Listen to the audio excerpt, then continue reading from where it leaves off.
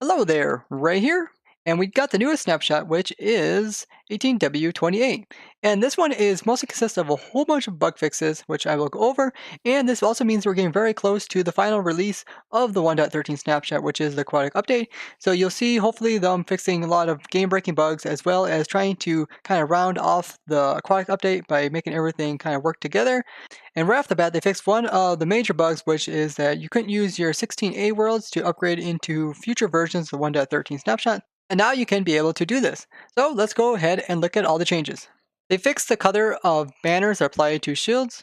If you've seen in my streams, earlier snapshots, the shield would be red with the yellow eyes, and now that has been fixed.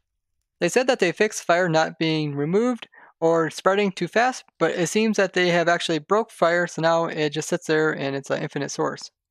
They fix vines how they update at corners and the top. So we put a vine, let's say we put a vine here, it's facing that direction, we place it from here and it turns. You can also do some really cool stuff. You can place vines like they're hanging like this, you can add one to the bottom. You can even have a vine on the side and then remove a block behind it so it's floating, and yeah, a lot of cool stuff. Even like put one straight up above you. Really cool things to do with decorating. They said they fixed it so players can sleep in creative easier, but yeah, beds are just completely broken in this snapshot. They said they fixed the levers from rotating when they were updated, but it seems that levers don't even visually turn on.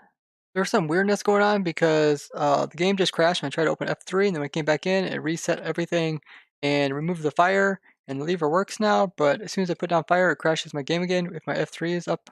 So yeah. After the crash, the beds seem to work, and this is what it looks like when you hop into them.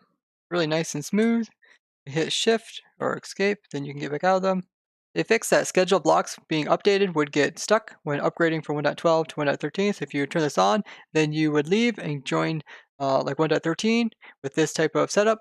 Then you come back, then all these other repeaters back here would just never turn on, and you'd have to update it. This way you don't have to worry about your machines breaking.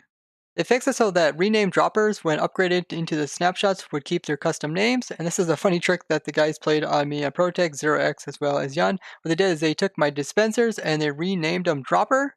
And then when I would place down a dispenser, inside it would say Dropper, and this looks exactly the same as the inside of an actual dropper. So if I place one right above it, you see it says Dropper inside. This says Dropper, but the actual image of these look different. And they did the same thing for my dispenser. So here's a dropper that's named dispenser, and here is a actual dispenser.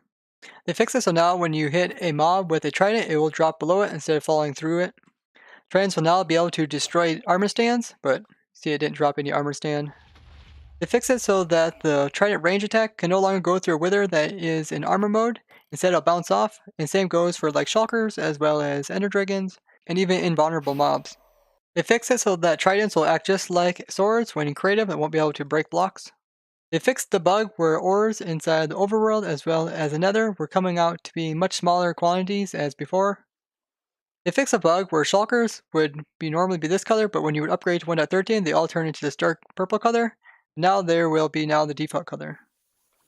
They fixed it so drowned jockeys will no longer be invincible to attack and also will attack the player now. Killing a drow will now count towards the advancement called Monster Hunter. Shipwrecks will no longer just face north. Here we got one facing east to west, but you can get some pretty weird block variations out of these ships, which normally you can't get in vanilla survival. Fish no longer have very weird shadows. As you can see here, the little pufferfish has a small one. You get closer, it gets a little bigger. You get even closer, it gets even a bigger shadow, so that's pretty cool. They fix it so that when you're swimming, you can no longer stand up when you're in a small gap. So here I go underneath here, and I'll stop.